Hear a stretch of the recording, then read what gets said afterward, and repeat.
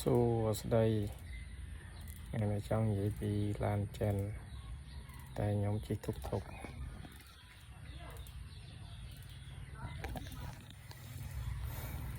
ភាគច្រើនអ្នកដែលតាជិះឡានចិនភាគច្រើនគាត់ធ្លាប់ឆ្លងកាត់ឡានមកទឹកឡើងចង់គាត់បាក់ស្បាតចឹងគាត់ទិញឡានតម្លៃផែឡានមកទឹកដែរតែថ្មីខ្លាញ់គោ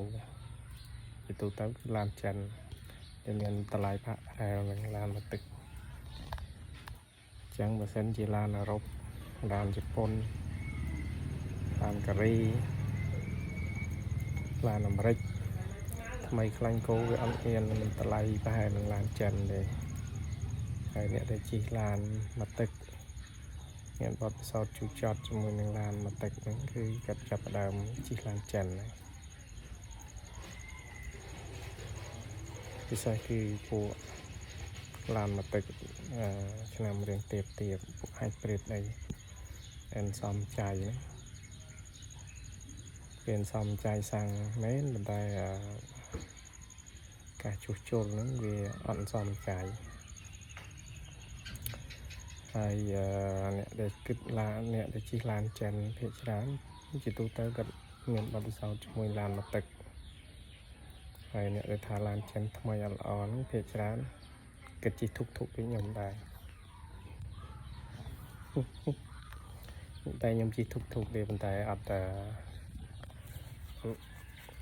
ស្អប់ឡានចិនទេអត់បង្អាប់ឡានចិនទេបើសិនជាមានលុយ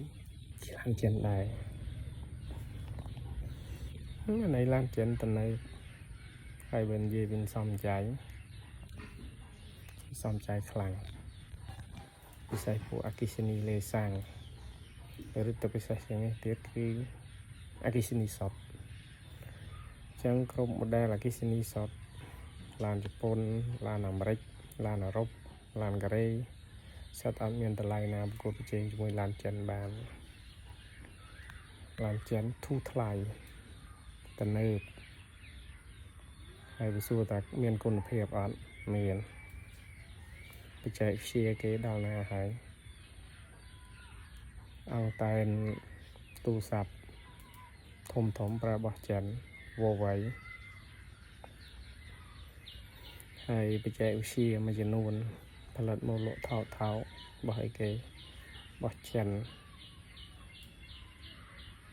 Access Point TP-Link Ruji D-Link អីសិតរបស់ចិនធូរអាចយកប្រើបានរបស់ប៉ែអឺរ៉ុប